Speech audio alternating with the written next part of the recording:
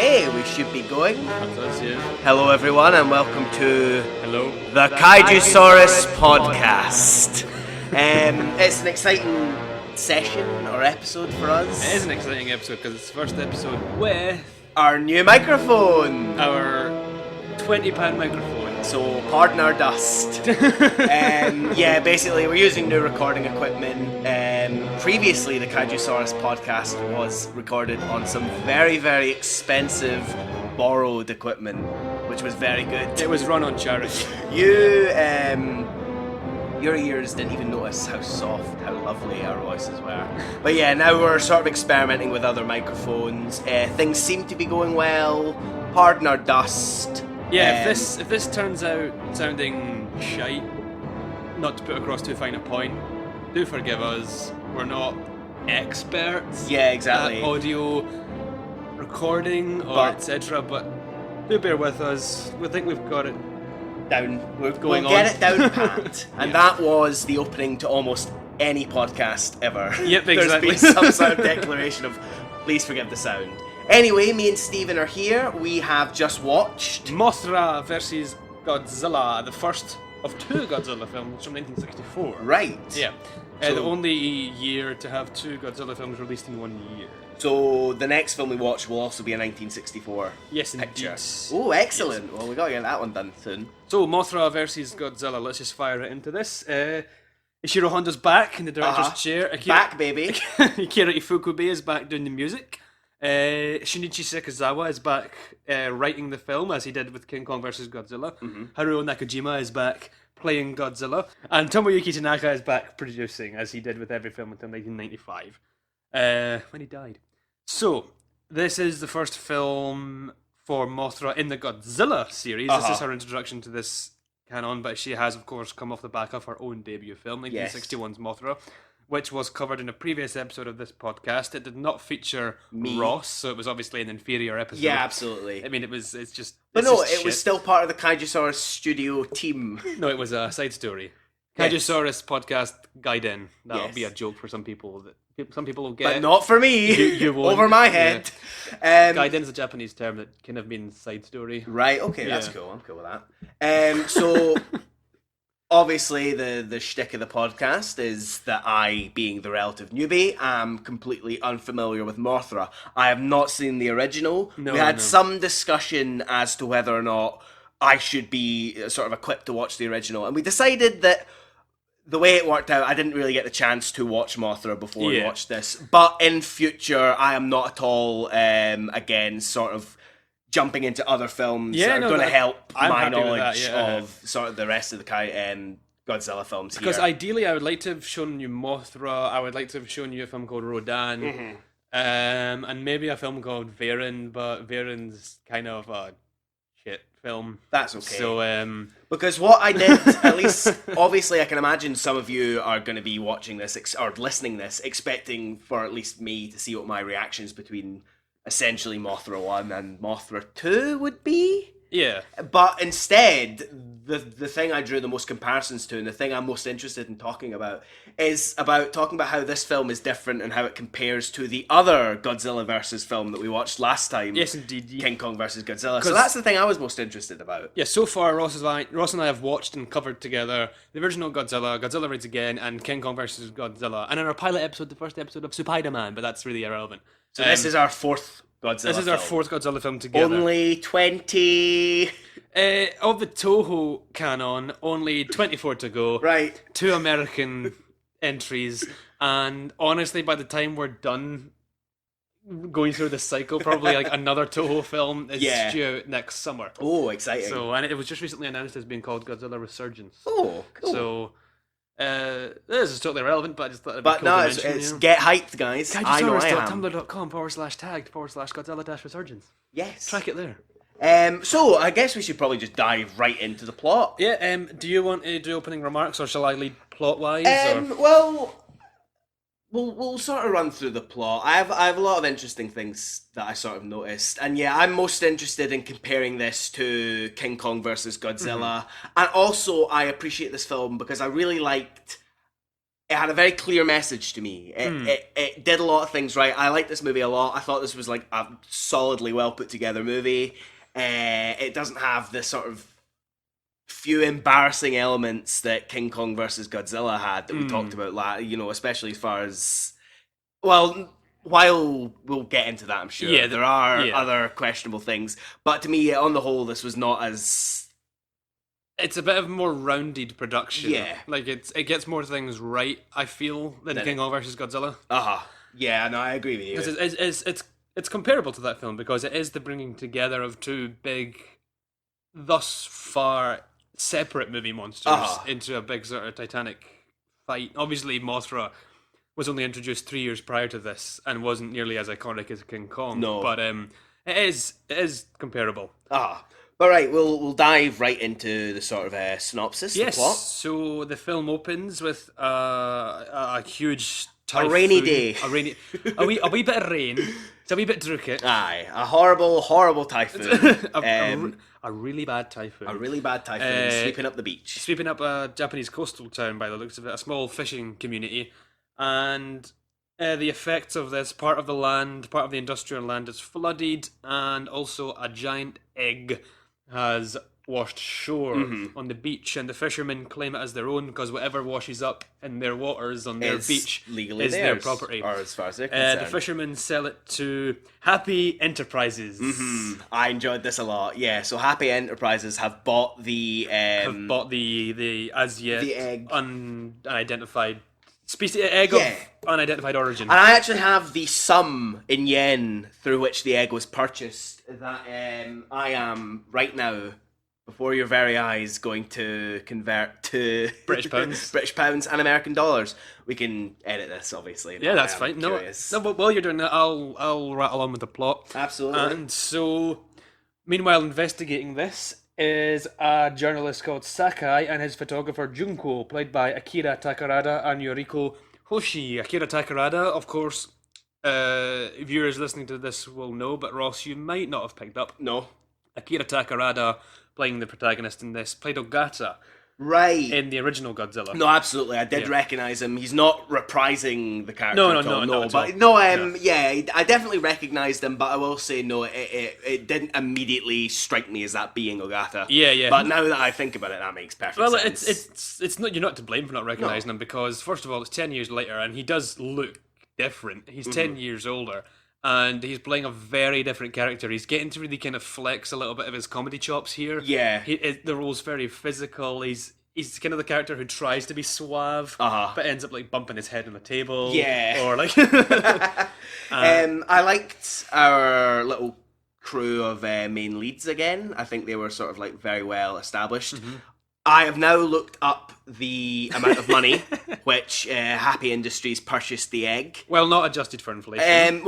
Yeah, that's the thing. Obviously, we need to adjust for... we need to do all the adjusting as far as currency goes. Okay, but, Ross, how much did Happy Enterprises pay for the Mothra egg? Around $10,000 American, around £6,500 British. That's a steal. That is a steal, and obviously, it's been like 50 years we've translated, Yeah. But yeah, it's quite a steal. Those fishermen got scammed. They really did. And had they had proper legal or fiscal representation, maybe this would have happened.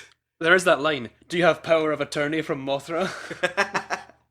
Because brief tangent, but yeah, one of the things that I will talk about how much I enjoyed this film is this film addressed, and this is stuff that the Godzilla films have addressed before, but I really enjoyed the sort of discussion of sort of corporate greed and also the role of newspapers in things like this. Those are the two big things that I saw in this film that I want to talk about. Because that's really nicely addressed later on in the film when we'll discuss that. Yeah, but, on our little sort of trio of protagonists, we've got Sakai, played by Akira Takarada, Junko, played by Yuriko Hoshi, and Professor Miura, who's played by Hiroshi Koizumi. Did you recognise him? No.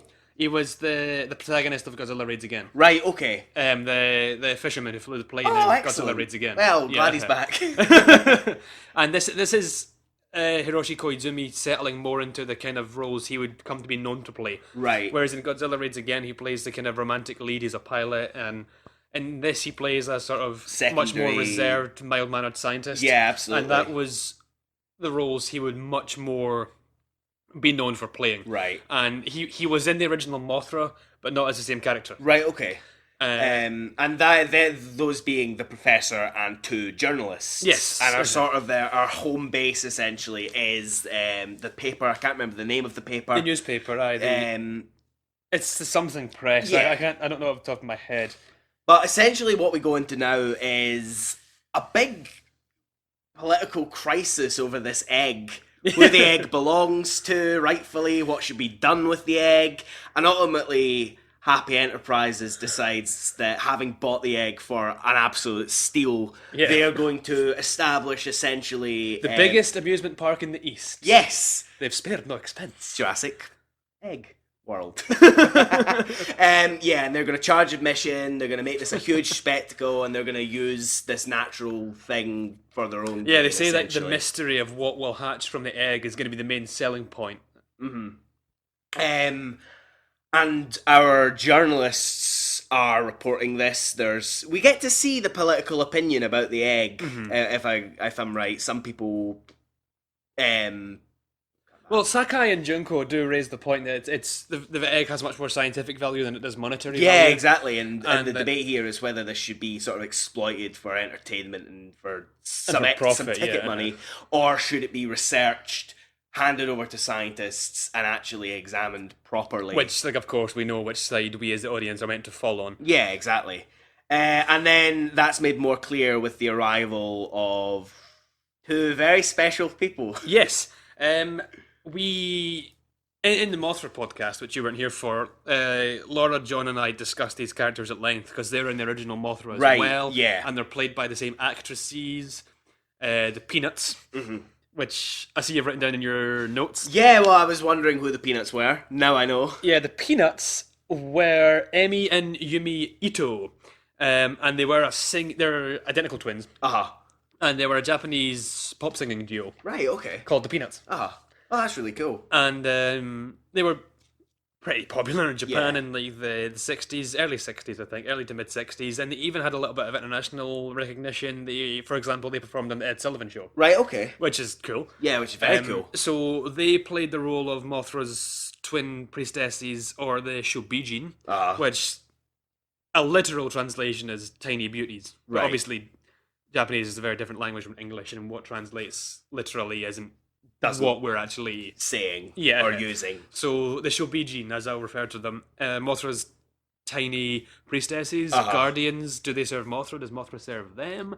Anyway, they plead to Kumiyama and Torahata, if I'm remembering right. Torahata. So these are the two sort of bankrollers of Happy Enterprises. Yeah,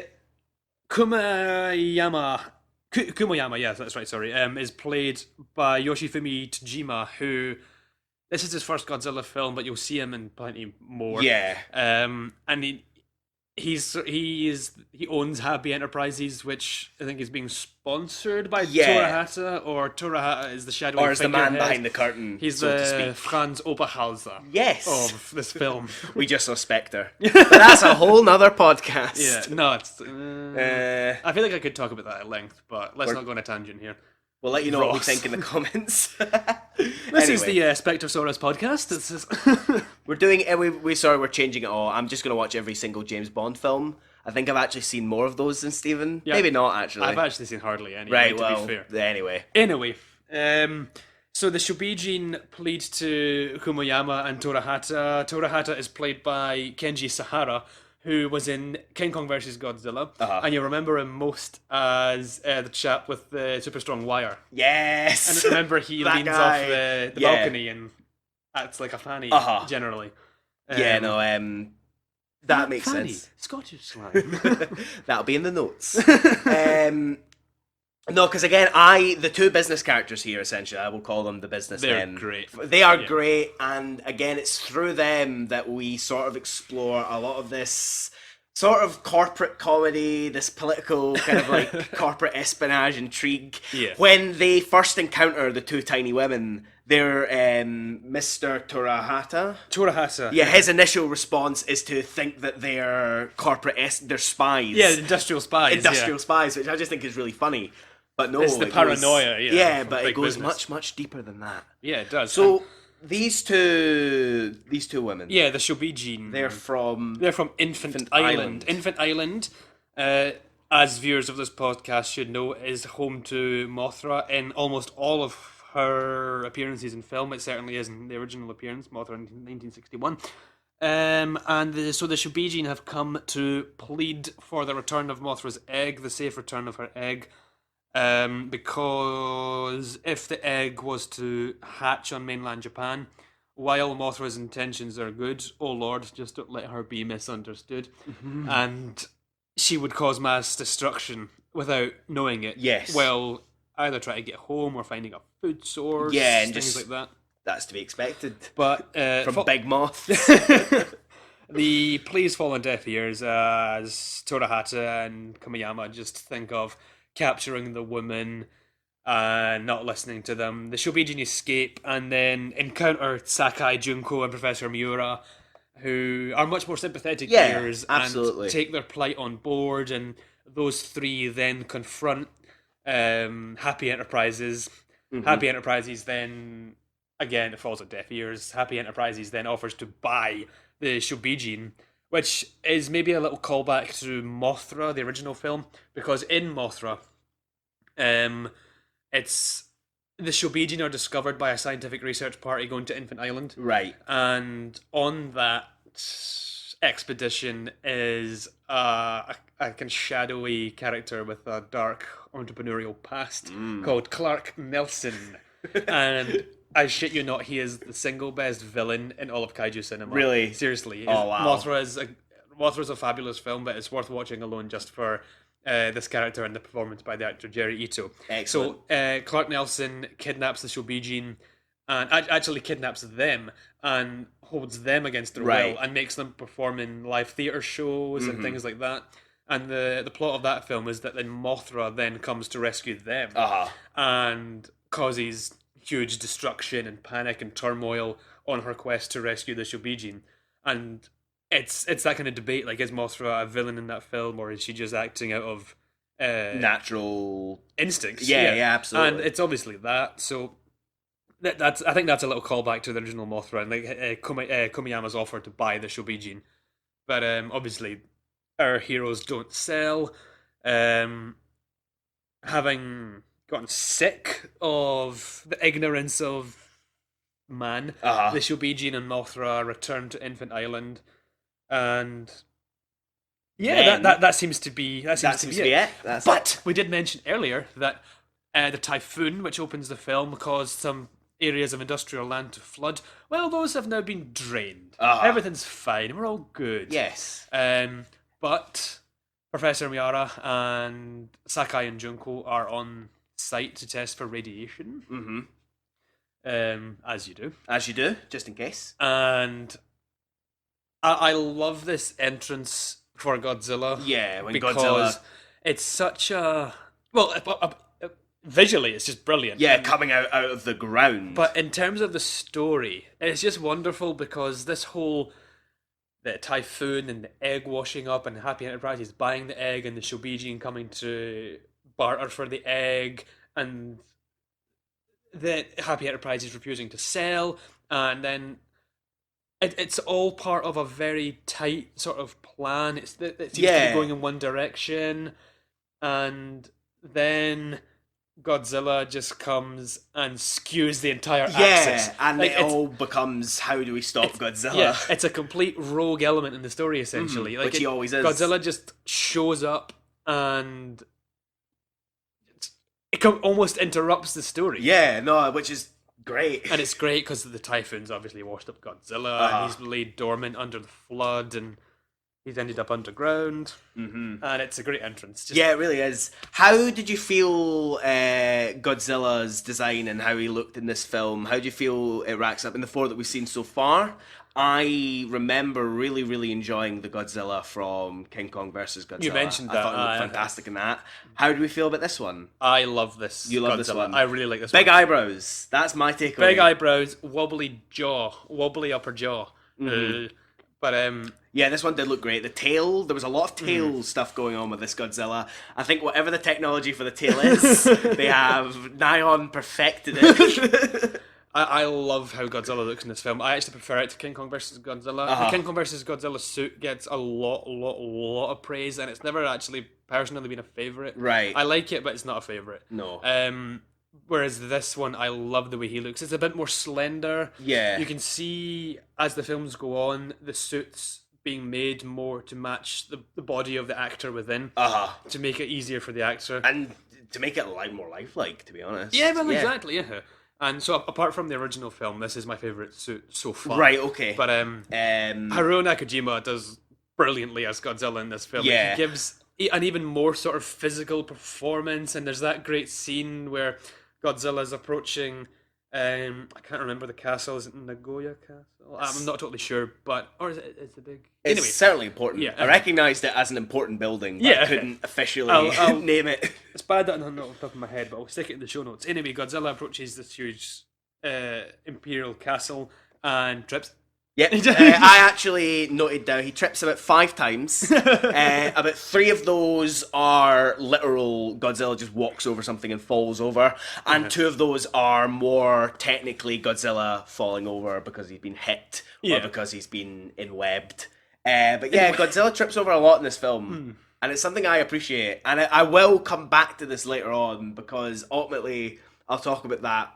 Because of what I at least noticed, or what I felt of this big contrast between Mothra and Godzilla, where Mothra is sort of like a benevolent being of kind in this film. Yes. She's prayed to. There's a culture around her. She has a home. Whereas Godzilla just sort of shows up, fucks about, knocks some stuff over, trips over, and gets killed. He does, yeah. Or like sinks. Incapacitated, yeah. No, you're absolutely right. It's the contrast between Mothra and Godzilla in terms of the story is, as you've brought up and I've brought up, Godzilla just shows up and Mothra has this whole deity backstory and a home and a community, but Godzilla has none of that. And what I also want to bring up is that just whenever I watch this film, when Mothra finally appears to fight Godzilla, first of all, Mothra's fucking massive. Yeah. Like, Mothra's huge. And that's her scaled down. Really? From her original film. Oh, really? Is she much bigger because in the original? If she had been the size she was in the original Mothra, she would have really dwarfed Godzilla. Really? Wow. But I really like that because it's something in later series, Mothra gets scaled down a bit more to the point that she's a little bit smaller than Godzilla, whereas in this film I really like it because Mothra is huge. Yeah, she still dwarfs Godzilla. It's like film. It's like sort of just scaled down for the sake of the film. Yeah, but while still maintaining a certain level of exactly. And she looks great. But that's what I always like. They're the perfect sort of visual juxtaposition that this big insectoid, flying, almost slightly feathered, fluttering giant insect, and this sort of heavy, scaly, atomic fire breathing dinosaurian monster. Yeah, they look great on the screen together. They really do. So with the arrival of Godzilla, that really turns the film to how do we stop Godzilla again? And the obvious solution is get Mothra to help. And that's what our 3 leads set out to do. Sakai Junko and Professor Miura go to Infant Island. It's established that Infant Island has been used as a nuclear testing site, and when their heroes arrive, it's a barren wasteland. It's rocky, it's ashy, it's just horrid. There's a half dead skeleton of a turtle on the beach, and again, and that's the movie sort of stepping back into the sort of nuclear and environmental discussion, because it wasn't as prominent in, for example, the second Godzilla. By any means, Godzilla Reigns Again, than it was in the first. So it was nice to see them approaching this again. And when we meet right after this, we go back to classic Godzilla, Native Islander malarkey. Yeah, it's handled a bit nicer though than King Kong versus Godzilla. Absolutely. First of all, it's not played for laughs. Yeah, which is a huge difference. It is, but it's established that when Infant Islanders were at the mercy of atomic bomb tests, that they weren't helped They received no help, and they received no aid from whoever was dropping the bombs. Yeah, exactly. So... Well, yeah, and obviously the sort of leader there, he refers to the nuclear bombs as the Devil's Fire. Devil's Fire, yeah. Yeah, and sort of feel the entire people, they do feel completely betrayed, abandoned, cut off from society, and that's why they've sort of gone their way. Exactly, and their viewpoint now is, you didn't help us when we needed you, so why should we send Mothra now to help you? Yeah. Which compared to what was going on in the last film is a far more. And that argument, like, to be fair, it's hard to disagree. No, it's true. It's hard to find a counter argument.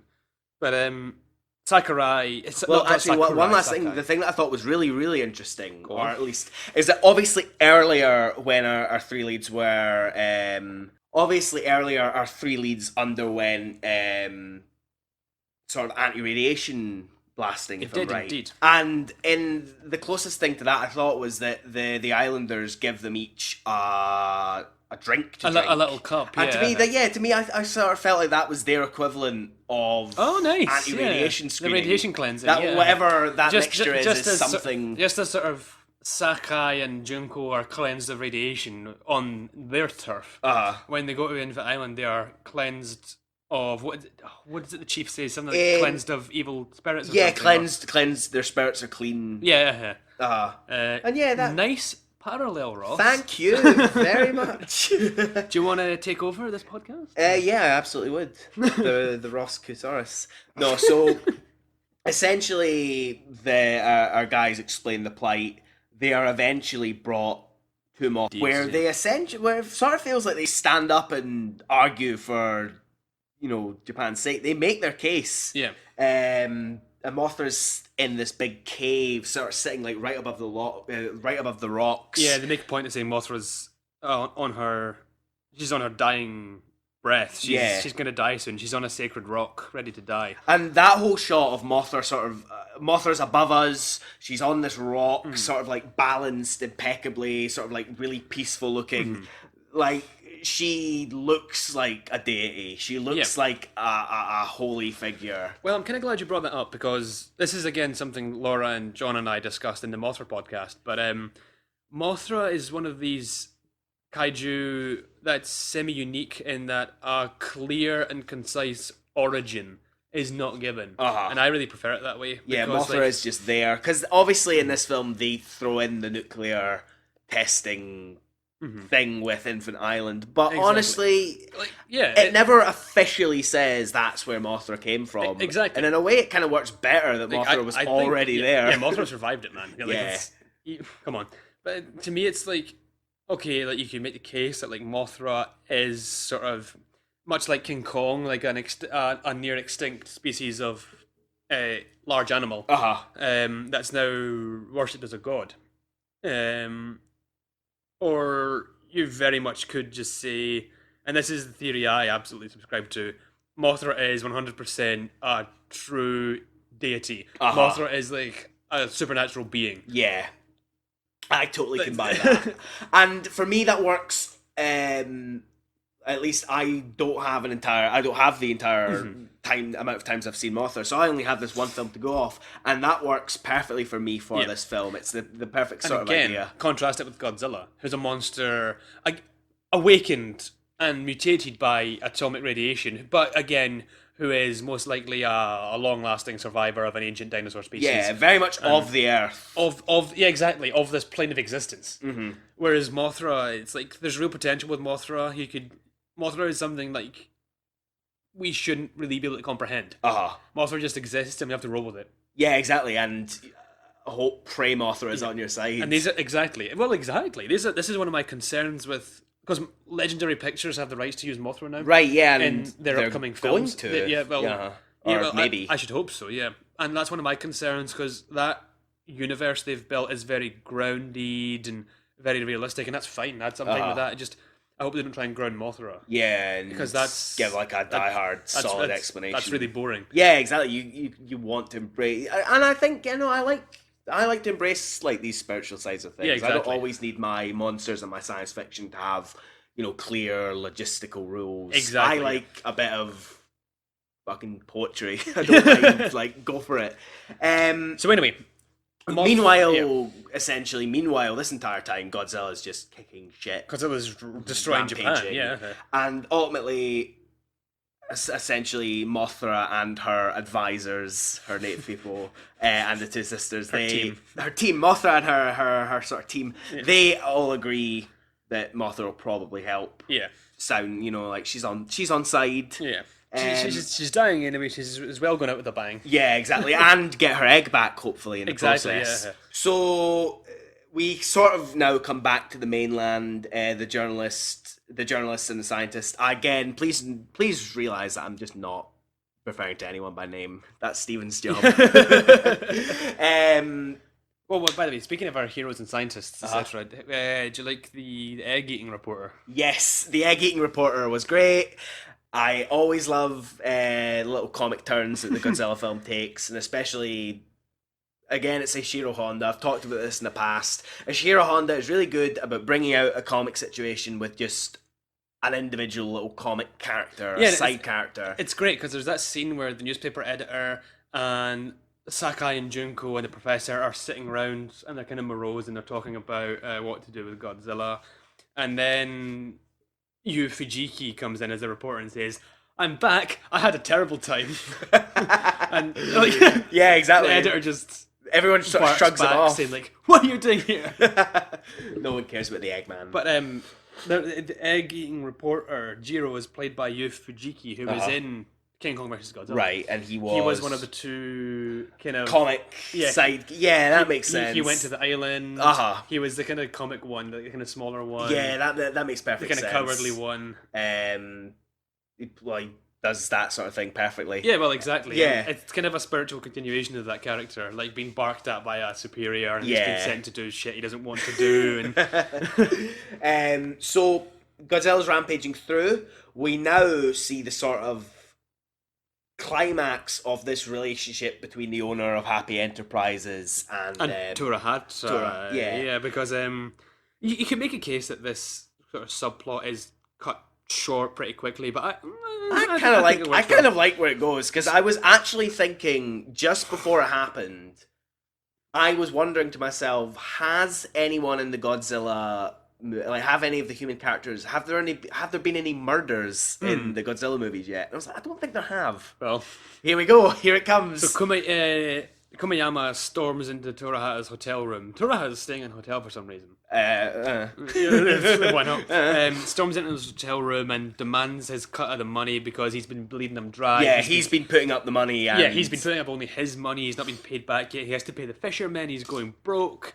Godzilla's here. He's destroying Japan. He's destroying the economy, probably. Yeah, I can imagine. And so Kumayama just starts beating the shit out of Torahata, and like gives Kenji Sahara like a really bloodied nose, and then goes over to the big safe, the pre-established huge file cabinet that has stacks and stacks of hundreds of yen. And takes off his big long leather coat and starts filling it up. And Torahata tries to fight him back, but he gets beaten down again. In his sort of half beaten up haze, Torahata notices Godzilla approaching him from outside the window. Yeah, that's a great shot. Because remind me to come back to that, because it's something I want to elaborate on. But Torahata then he's like, oh shit. He goes to a drawer, takes out a little pistol, at first aims it at Godzilla. And then he's like, it's nice because he's like, oh wait, this is fucking pointless. I'm gonna kill this guy instead. Points it at Kumayama. Excellent. Takes him out. Then tries to take the money. Takes the money and run. And then Godzilla destroys the hotel. And he is crushed. Or so we think. Well, exactly. Yeah, safe to assume. Did Torahata die? Big question. A 100-page forum topic. Yes, absolutely. On Monster Zero. All responses have to be about that. We don't want any other response. No, the building collapsed. Hashtag Torahata lives. Yes. And yeah, so what I was going to say though. Yeah, no, just carry on with your point.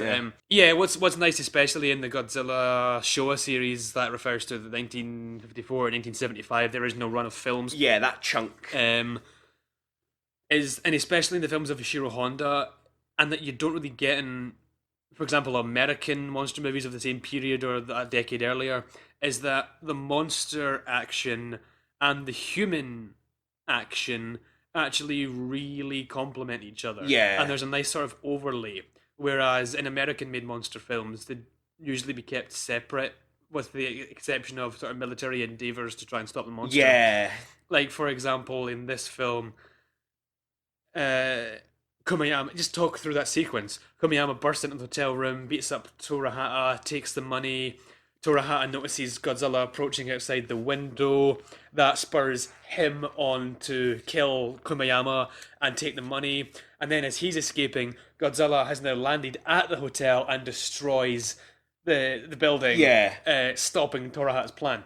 And that's great, because you've got the human action and the monster action nicely weaved together, and they complement each other in terms of the story, and they drive each other forward. Yeah, no, you're absolutely right. And yeah, because the Godzilla films that I've enjoyed the most so far, the monster movies I've enjoyed the most, are the ones that have that perfect balance between the human life, and the human action, the human characters, and the monsters. And I think it really is important to have those meshed together, Well, which not necessarily every single film. And when you have however 20-odd Godzilla films, you absolutely have the freedom to try it, a little bit heavier on one side, exactly, or heavier or lighter on the other. That's what irritates me so much, because something you see a lot from. Pardon me, I just spilled some water. It's all right. That's what annoys me so much, is that you see fans saying things like, "Oh, I get really bored with the scenes with actors and the scenes with the humans. I just skip them." And it's like, why? Like, don't do that. You're missing the film. Yeah, that's what the film's about. Because why would you just do that? It's just. I don't understand it, because first of all, I think it's really disrespectful to the thing you're claiming to be a fan of, and it's just stupid. It's such a stupid thing. I can't really sort of put it into more how I eloquent think about terms it is than that, to me, if you took all the fighting of a Godzilla film and edited out all the sort of context around it, that fight, although it would look cool and it's great, meaningless. Yeah, and the fight from Godzilla #1 would be, or from Godzilla versus King Kong, it would be the same kind of fight. Just Godzilla is fighting something, but we need the story and the characters around us to sort of give us the context to this fight. To like, the fight between Godzilla and King Kong means something different than the fight between Mothra and Godzilla. Exactly. Like, they mean different things. I'm rooting for Godzilla kind of to beat King Kong in King Kong versus Godzilla. I did not root for Godzilla at all in I really want Mothra to win, because Were you really rooting for Godzilla? No, in King Kong? Well, I'm not a bit in both. Or maybe how I would feel it's easier to root for Godzilla in King Kong versus Godzilla, at least. Oh, than it is in this. Than it would be in this. Oh, whereas in this, where Godzilla is just through and through the villain. A sort of natural menace that's just come to literally cause problems for everyone involved. Yeah. No, that's fair enough. I mean, yeah, I'm not exactly right, and I don't. Yeah, so I'm not ascertaining either side of the camp. The jury's out on the King Kong versus Godzilla. I can't remember, what did I say that did I have I changed sides since the last time I watched it? We did talk about in the last one that King Kong is sort of pinned as the underdog, and that I think it's true. Yeah. While neither monster is sort of portrayed as a hero or sort of on the side of humanity or anything, like, King Kong is the underdog, so I think the audience is slightly meant to more go with him. Yeah, no, I think so too. Whereas in this film, like, there's no such debate. Yeah, like, Godzilla is the villain. Godzilla's here to fuck shit up, and Mothra is our gal. Yeah, she's the one. Yeah, and so this essentially now is Godzilla's rampage continues. The military, Japan, is arming up for yet another Godzilla attack, and I actually like this quite a lot, because it was nice to see them sort of the Japanese military bring about their sort of 3-point program, the ABC plan, and use a lot of the same tactics and some new ones that they've used before. As general, the idea with a Godzilla attack, it seems, is that you lead him away. You try and minimize the loss of life, minimize the destruction of property. So you lead him to somewhere desolate, somewhere quiet, flat, with very little population, and then you use your big new fancy technology to try and defeat him, which will rarely work. And in this film, it's electroconductive nets. Yeah, and which seems to work for a lot. So he sort of, Godzilla walks into a ring of electric fences, essentially. Yeah. And then nets, big wire mesh nets are dropped on him. 3 I think in total. Yeah, 3 in total, which sort of acts as a conductor for this electricity. Now, how I feel, were I in charge of the military proceedings here, I would have done that first and then riddled Godzilla with bullets and missiles. Because they do that at first, and the tanks come and the soldiers fire and they bomb him, and it doesn't really do anything. Then he wanders into the fences. But had they done that after he's being electrocuted, because he looks severely weakened. Like, it does look like that is going to work, but ultimately he manages to smash one of the conduction towers. Conduction towers and is able to free himself. But if you were firing at him with bullets and missiles at that point, I think maybe you would have managed to get somewhere. But it's true, because this is one of the few instances where the Japanese military have a near success. But unfortunately, that silly commander just orders his soldiers to turn up the voltage while he's been told that they can't. Yeah. And overheats the wires and they snap, and then there's nothing attacking Godzilla anymore, so he gets up and he's fine, and he melts the electricity towers, and the commander just has this really look on his face like, oh, shit. Because, again, I loved Godzilla in this, because he is on the floor, writhing in, well, it looks like pain. It looks like the ice blast is the ice blast. It's atomic fire. Atomic fire. I always get make this mistake. But yeah, just the sort of almost like random rays of atomic fire that are coming out of him as he's like rolling on the floor. I just thought was great, because it just is like an animal clawing its way out, or like that also happens during the first round one with Mothra, with the adult Mothra, because we get Mothra first of all dwarfs Godzilla, and then for a bit of the fight just kind of hovers above his head and just kind of slaps him about. Yeah, well, that we're right in the middle. We're at that fight now. Yeah, so and like Godzilla's just like sort of manically like twisting and turning his head around and spitting out atomic fire wherever he can, and Mothra's entrance is great. Like, she shows up, she creates gusts of wind that like gets her egg to safety, and then like first of all like drags pushes Godzilla away again, and then she grabs Godzilla by the tail and sort of pulls him to a wide open area, sort of a less busy area. And then like kind of slaps him about for a bit, and then when she's weakened, she uses her yellow powder, which is not overly elaborated upon, but egg-eating reporter says, I guess that's like the pollen of the poisonous moth, And they're like, I guess. It must be, why not? But Godzilla scores the direct hit with his atomic fire, and Mothra is badly wounded and heads off to die by the side of her egg. Just parks right next to the egg. Just parks right next to it. Done. Beep, beep. In the sort of aftermath of that, is that where we get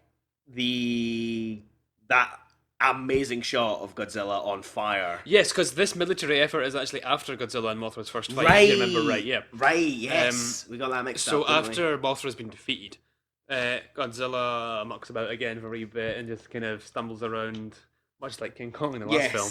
And yeah, so like you said there's that scene where they seem to be hitting Godzilla with napalm or something. Yeah. And the suit head catches fire. And like I said to you during the film, like, not planned. Yeah, and it looks amazing. It's like Godzilla standing in the smoke, the rubble, fire all around him. He's on fire. He's like shaking it off. Yeah. And obviously, I assume there's some debate as to how safe that was. Well, yeah. And I don't know, like, should the physiology of Godzilla mean that he can be on fire? Surely he has very like wet skin. Do you imagine Godzilla being very wet or dry? Good point. I imagine him feeling like charcoal. Mm-hmm. Like that kind of horrid roughness. Yeah, like a very dry, dark roughness. That makes perfect sense. But yeah, no, he's got a little fire in his head, and it looks great. It's a great shot. And apparently it was an accident. I hope he's okay. Yeah, like when that take would have, when Aegis Tsuburaya would have yelled cut on that take, like it would have been employees running on with like a fire extinguisher and buckets of water. Poor Haruo Nakajima with a half-singed face. The dangers of suit acting. Not unusual for them to drain an entire cup full of sweat from a suit after a take. Oh, that's and awful. Like we're talking like maximum 3 or 4 minutes of time in the suit. Yeah.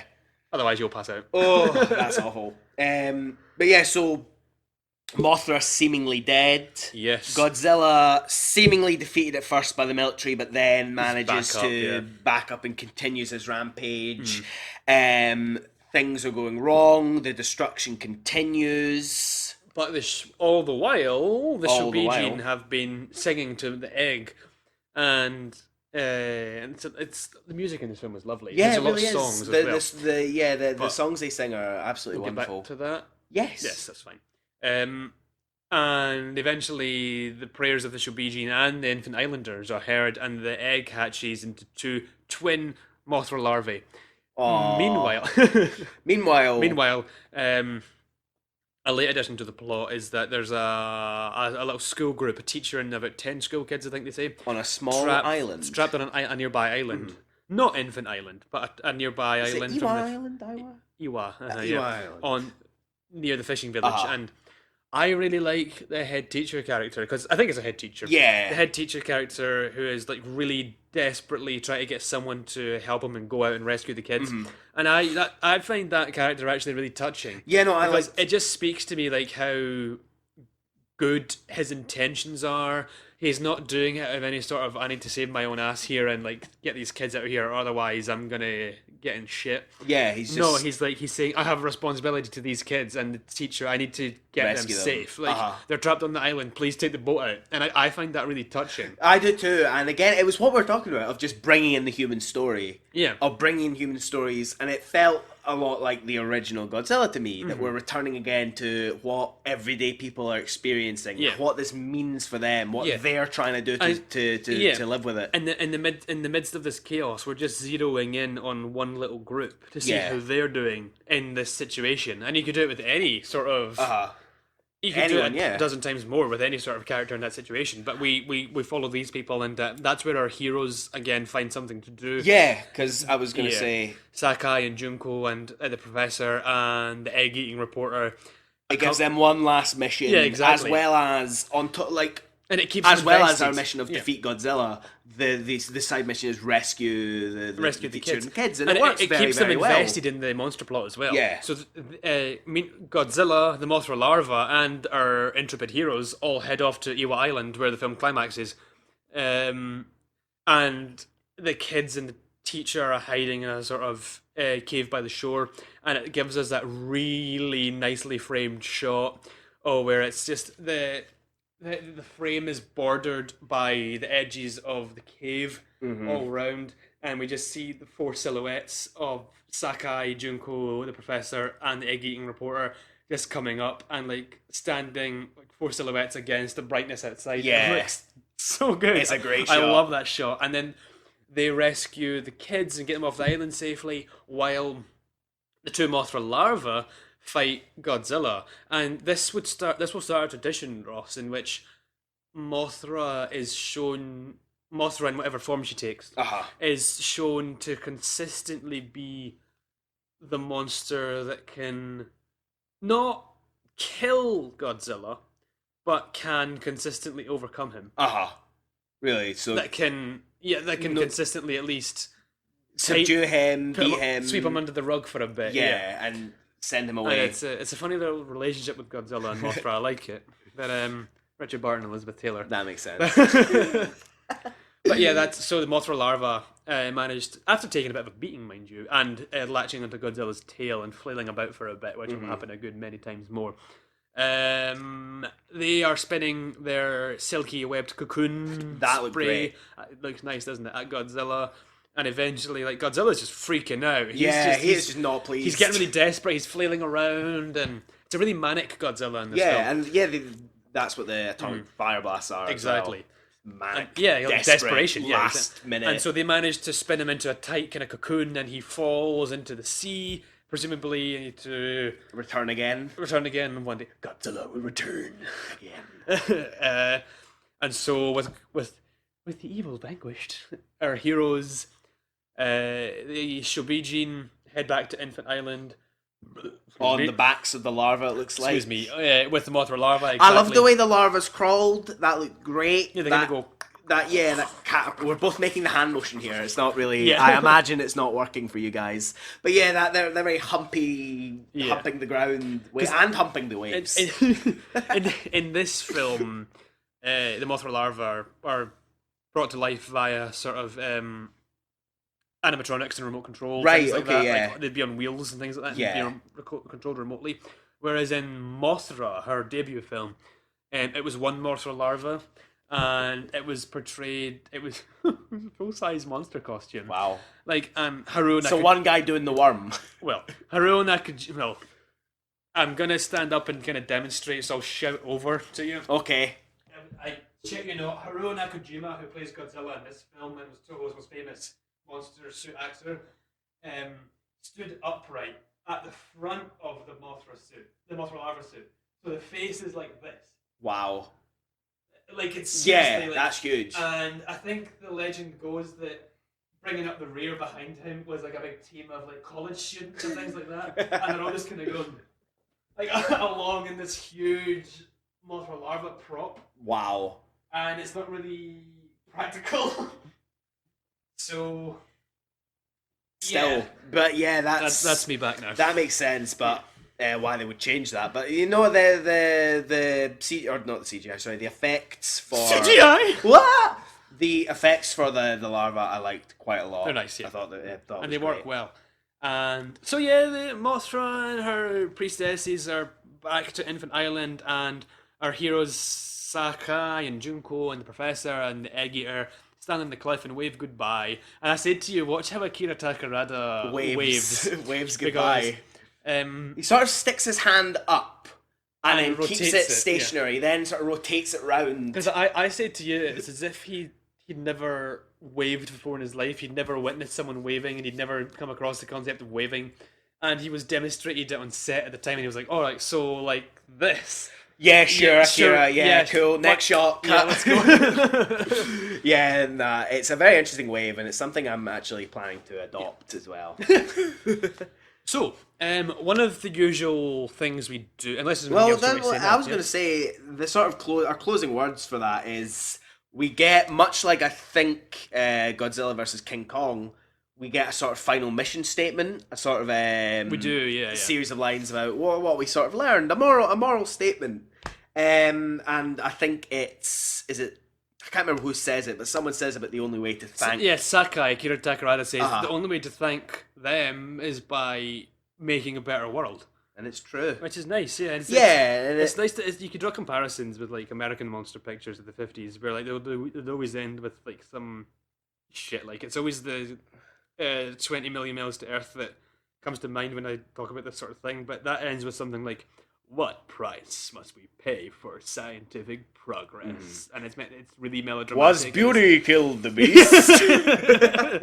Yeah, no, totally. But I like it in this kind of film because it's different because this film is carrying the environmental and anti-nuclear message throughout the whole film. Yeah. Whereas like these American-made pictures would sort of try and tack it on at the end. ham-fist it in at the end. So why not think about that? Yeah, no, I agree. And it was nice, as I say, it was nice for me to see Godzilla returning to that very strong message from the original film. So that was a nice ending point. And yeah, I thought this movie was a very tight film. I thought that the plot elements were like effectively used. Everyone has something to do in the story.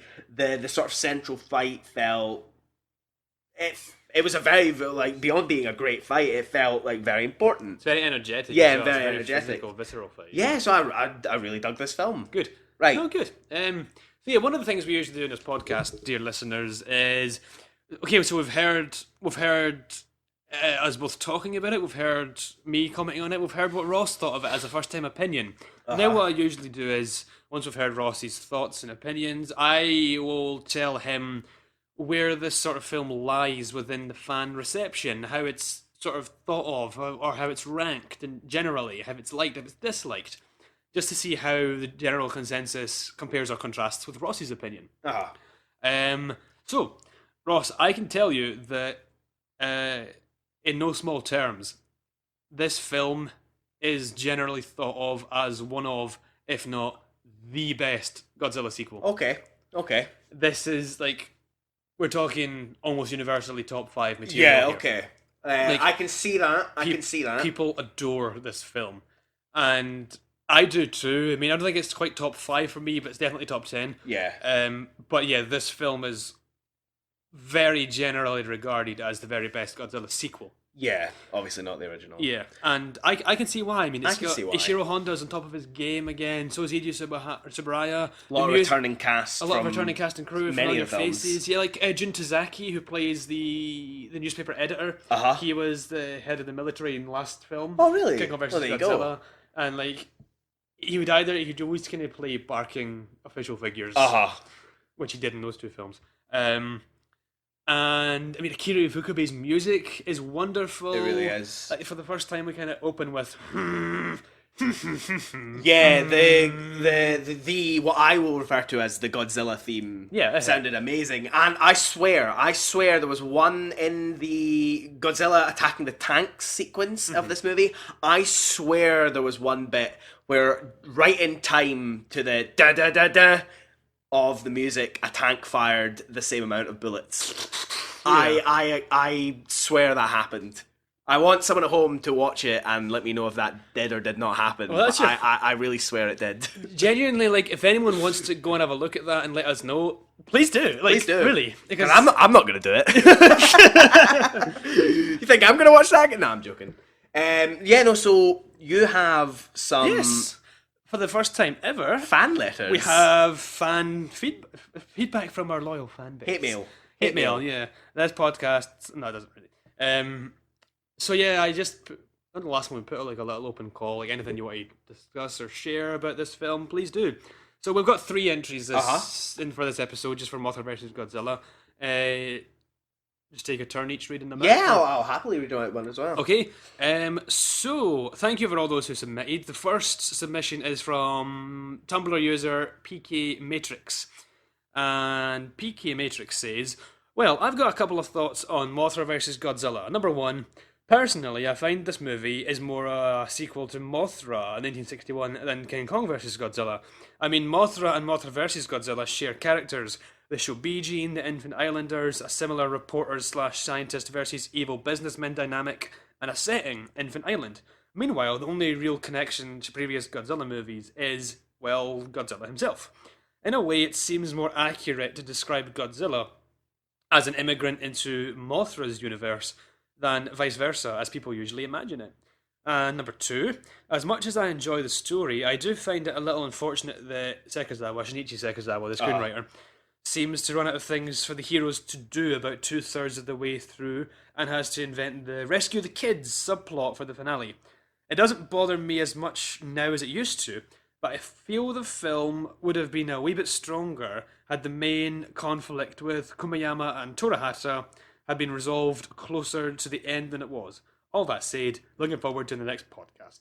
Right, Thank cool. you, PK Matrix. I want to respond to those. Okay. Well, number 2, that point there about the saving the kids, and I definitely agree with you as to bringing that conflict further to the end. I think it worked just fine where it was. Do you mean between Kumayama and Torahata, like bringing that nearer to the end? Yeah, I think it worked perfectly fine where it was, but I think, there was a lot you could have done had you brought that much nearer to the end and maybe brought the other human stories into that. Maybe just thinking about it now, actually, maybe it would have been cool. This is off the top of my head, so apologies if it makes no sense. What if at some point in the film, at the point where Torahata and Kumayama actually die, what if in that point instead they had fled to Iwa Island for supposed safety? That'd be great. Like, if they had fled there, thinking it was safe. They, okay, yeah, I've got this whole thing worked out in my head now. Perfect. They flee there thinking it's safe. Then obviously Godzilla heads there. That's where Torahata kills Kumayama. When our heroes arrive in the boat and save the kids, Torahata tries to steal the boat to get away, but Godzilla falls into the ocean. Oh, that would have been great. And crashes into the boat that's been sabotaged by Torahata. And then our heroes get rescued by another rescue party. Yeah, that would have been great. Actually, shit. Thanks, PK Matrix. What a great idea. For, ruining Mothra vs. Godzilla for the entire Godzilla fan base. Yeah, no, absolutely. And then point number 1 there, I was going to respond that I obviously have not seen the original Mothra, but I do agree, Godzilla, and we kind of mentioned that earlier, Godzilla in this film feels much more like King Kong in the last film. It's set up as stumbling, a Mothra film. and stumbling around, falling over, indiscriminately firing. That's all the things that I associate with King Kong. Aside from the fact that it's part of the Godzilla canon, it's part of the pre-established film series, it's a Mothra film. Like, it's Mothra's movie. Yeah. But yeah, so... What else we got? What do you think of my idea there? I actually, I like that a lot. Yeah. I really did. Well. Right, do you want to read out this one, Ross? Yeah, I'll happily read out this. Yeah. This is from Rusty Bottle Cap. Mothra versus Godzilla has some basic similarities with King Kong versus Godzilla, like natives on an island whose guardian gods fight Godzilla and the greed of business people causing problems. I get the impression this movie was an attempt at a serious version of King Kong versus Godzilla, since these things weren't played for laughs. Yeah, I could see that, I totally... Well, yeah, I have no idea if that was their deliberate intention. Yeah, while I don't think it would be a sort of a conscious idea to do the same story or to remake it with a different monster and a serious tone, I think there's definitely something to that. Do that, regardless of who intended to. It does feel... Rusty Bottlecap, you're right. Well, which is why I did get the serious King Kong versus Godzilla vibe. So yeah, I totally agree with you. Good. And we got one more. Yes, this last submission comes from Tumblr user Thunder Cannibal. That's a good name, isn't it? Yeah, that sounds like a Grindhouse film or something. Thunder Cannibal says, I kind of love how Godzilla straight up rips out of the ground in this movie like he's coming out of hell. The monster devil to Mothra's monster god. And then, the raging Mothra from the original movie, like I said to you earlier, is she a villain in that film? Mm-hmm. The raging Mothra from the original movie, who once came very close to straight up murdering a baby, dies and transfers her godhood to her righteous children, signaling the death of Old Testament God and the birth of... I don't know, Whoopi Goldberg God. Whoopi Goldberg played God, funnily enough, in It's a Very Merry Muppets Christmas Movie. Well, there we go. I thought you were going to say a Godzilla film. I was so excited. In Godzilla 2014. Did you see that? Oh, no, I did. Sorry, yeah, she's... nah. Well, yeah, the religious sort of aspect and discussion of that, yeah, it's totally worth talking about. There's a lot of religious imagery and symbolism in Mothra. Right, the original Mothra. Much more than there is in that this film. Yeah. Carries on. Yeah. But yeah, no, absolutely. Especially, I especially agree with you with the sort of righteous children idea. Yeah. Like Mothra's sort of holy twins. Yeah. And it's, avenging the fallen. Yes. Yeah. So thank you, Peaky Matrix, Thunder Cannibal, and Rusty Bottle Cap. Yeah. Yes. Thank you, all three of you, for submitting. It's very much appreciated. It's good to know people are listening and enjoying, I hope. And if you, the listener, have ideas, thoughts, feelings about previous podcasts, if you have points to make about films previous, we'll happily listen to those as well. If you have points to make about the next film we're going to watch, please do. Yes, indeedy. And the stuff that we like, we'll more than happily read out on the show. Exactly. Unless it's filled with filth. Unless... there'll be no filth on this show under my watch. There will not. This is a family show. So yeah, please do, guys, because we like hearing from you, and we like just feeding back from what you say to us. Yeah, absolutely. Ross, do you have any closing remarks? Anything in your notes you haven't brought up but wanted to? I really don't think so. I tend to write down a lot of words that I just hear in the film and then don't really have anything to say about. I've written Egg Guy quite a lot, actually. Yeah. I did have tally marks as to the number of times Godzilla tripped over. No, I feel like we sort of covered my notes. Good. So yeah, I am happy to look forward to our next film. Our next film is the introduction to the series of a monster who is almost as iconic as Godzilla. Right. And, this sort of film would sort of, in a way, change the path of the franchise forever. Okay. Just by the introduction of a monster. And this film is Ghidorah, the Three-Headed Monster. Cool. The second Godzilla film in 1964, and... yeah, we'll hopefully have that for you guys very soon. I'm very excited. And that is its title, Ghidorah, the Three-Headed Monster. Ghidorah, the Three-Headed Monster, No subtitle, no Godzilla. Nope. Godzilla Presents. Well, if you want to get into it, the Japanese title is Three Giant Monsters, the Greatest Battle on Earth. That makes sense. And its US title is Ghidra, the Three-Headed Monster. They took out the O. Right, so it was Ghidra, apparently easier to pronounce, but I've always known it as Ghidorah. Ghidorah, yeah. Ghidorah, the Three-Headed Monster. It's a very fine film. Ghidorah. And... I've not seen it yet. I can't make these jokes It is until next week. Yeah. So yeah, that's the introduction of King Ghidorah into the franchise. And so I hope you've enjoyed listening to us crack wise jokes. about Good Mothra humour. versus Godzilla. But no, I've very much enjoyed talking about this film with you, Ross. yeah, I have enjoyed watching it and also talking about it with you. Good. Good. Yeah. well, so you say, so you claim. So I claim. Let's just do a few little housekeeping things. If you want to submit any thoughts, opinions on the next film, or even like if you had anything to say about previous films, do, because we're happy to read those out too. Kaijusaurus.tumblr.com/submit. And you can also reach me personally on kaijusaurus@hotmail.co.uk. I have a Twitter. That's at Steven Scrivello, StevenScrivello. I'll put a link to that. And Ross? You can find me on Twitter at Roz Menzo. That's Ross, ROSS, like the character from Friends, and Menzo, MENZO. All one word. Excellent. And this podcast is at home at SoundCloud, soundcloud.com/Kaijusaurus. Yes. Shit, I think that's our address. Oh. Or Kaijusaurus. I'll put it in the show notes. We'll fix it.